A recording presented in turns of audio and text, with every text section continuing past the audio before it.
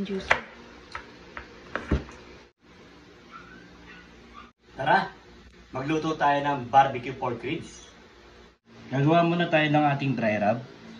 Lagyan lang tayo ng salt, dried oregano,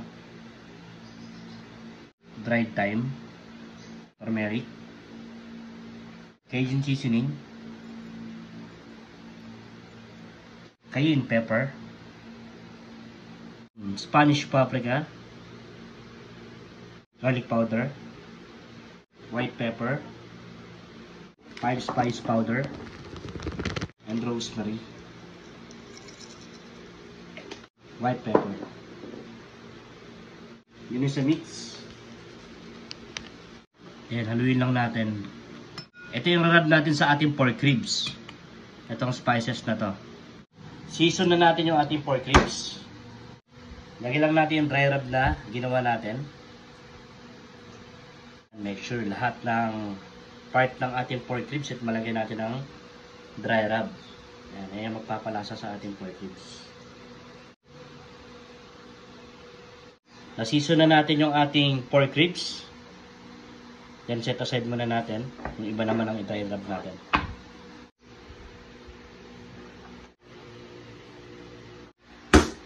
Lagyan na natin ng barbecue sauce.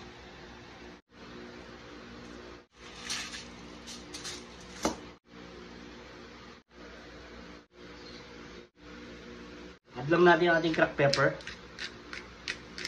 So magbibigay rin siya ng extra flavor sa ating pork ribs. So after natin malagay yung rub, mailagay na rin natin yung ating barbecue sauce. Ilagay natin ng cracked pepper.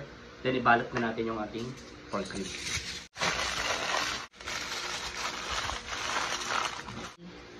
Salang na natin sa ating oven. Tagalin na natin yung foil. After 1 hour.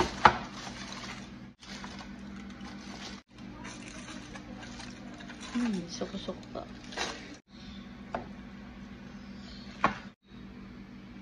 Lagay na natin sa oven, bigyan natin ng magandang kulay yung ating barbecue pork ribs. Isa sa lamandaring lang natin para mag-caramelize yung ating mga barbecue sauce nilagay sa ating ribs.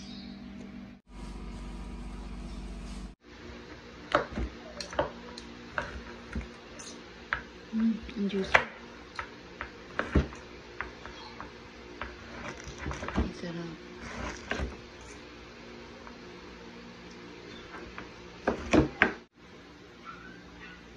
First bite? Lasa, no? Sobra.